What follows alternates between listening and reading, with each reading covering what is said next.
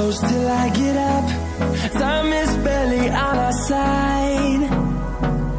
I don't wanna waste what's left.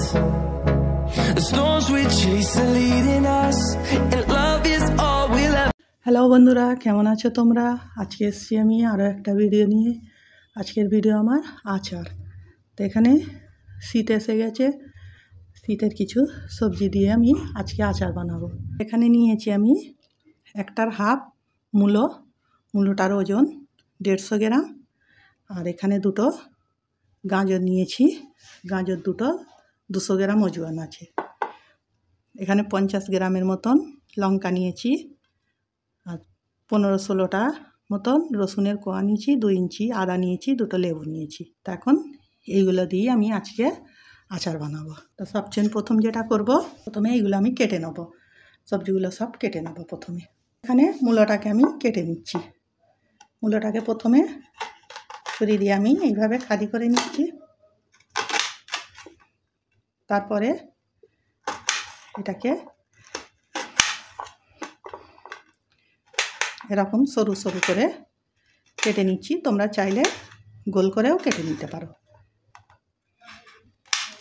তার মূলোটা গাজরটা এরকমই সরু সরু করে প্রথমে কেটে নিচ্ছি। দেখো এখানে গাজরটাও আমি কেটে নিয়েছি।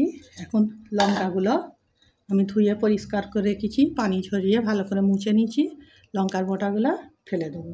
লঙ্কা যখনই ধোবে আচার করার জন্য বোটা ফেলবে না, প্রথমে ধুয়ে ভালো করে মুছে নিয়ে তারপর বোটা ফেলবে। বোটাগুলো আগে ফেলে দিয়ে লঙ্কার মধ্যে পানি ঢুকে যাবে, আর পানি ঢুকে গেলে লঙ্কার আচার বেশি দিন থাকবে না।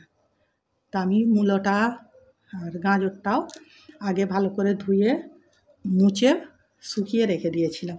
এখন লঙ্কাগুলো এইভাবে বোটাগুলো সব ছাড়িয়ে নিচ্ছি, নিয়ে এরকম 2-3 খাদি করে এগুলো করে নিচ্ছি।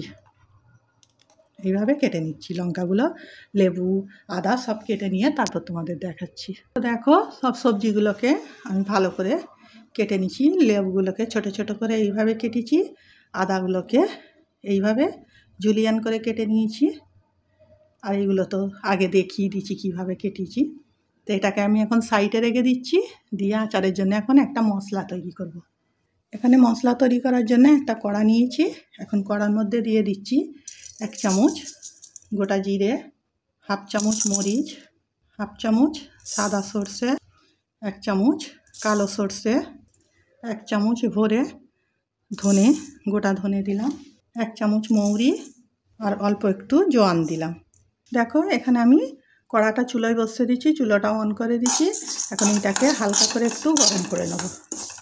বেশি গরম করার দরকার নেই, যাতে পুড়ে না যায়, পুড়ে গেলে মশলার টেস্টটা থাকে না।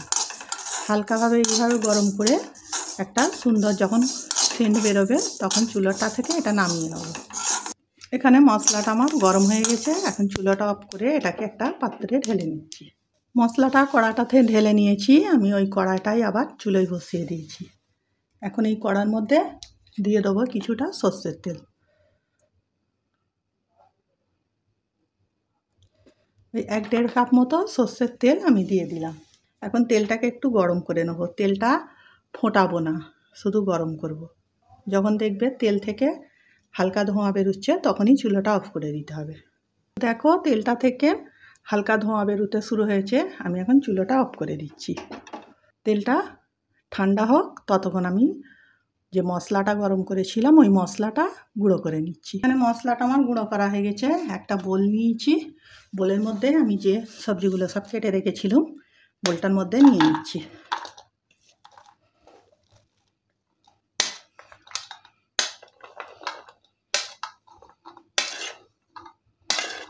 এর মধ্যে দিয়ে দিচ্ছি নুন, 2 চামচ মতো নুন দিচ্ছি। যে কোনো সবজির আদায় আমরা যতটা নুন দিই, আচার ওই সবজির আচার করলে নুনটা ডবল দিতে হবে, তা নাহলে আচারটা বেশি দিন ভালো থাকবে না। দিয়ে দিচ্ছি 1/2 চামচ হলুদ, দিয়ে দিচ্ছি 1/2 চামচের একটু বেশি কাশ্মীরি লঙ্কা।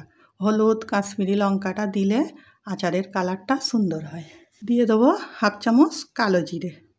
কালো জিরেটা আমি মশলার সাথে গুঁড়ো করিনি, কেন কালো জিরেটা গুঁড়ো করলে টেস্টটা চলে যায়। সবসময় কালো জিরেটা গোটা দেওয়ারই চেষ্টা করবে। দিয়ে দেবো যে মশলাটা করেছিলাম ওই মশলাটা, সবটুকুই মশলা দিয়ে দিলাম। যে তেলটা গরম করেছিলাম, তেলটা আমার ঠান্ডা হয়ে গেছে। তেলটা এর মধ্যে দিয়ে দিচ্ছি।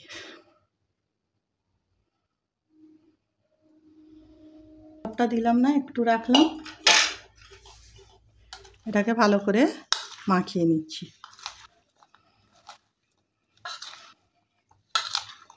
বন্ধুরা, এই আচারটা শীতের দিনে রুটি, গরম ভাতের সঙ্গে খেতে অসাধারণ লাগবে।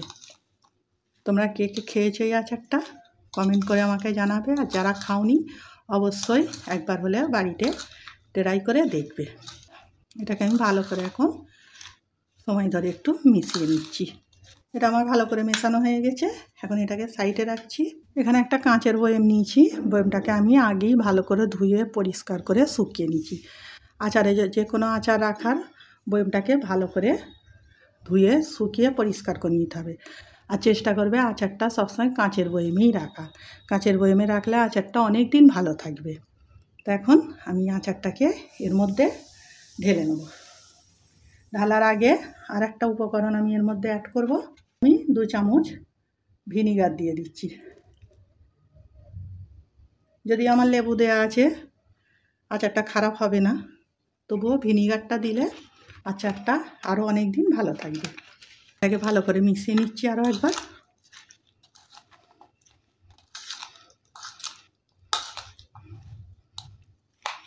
আমি এগুলো এর মধ্যে দিয়ে দিচ্ছি।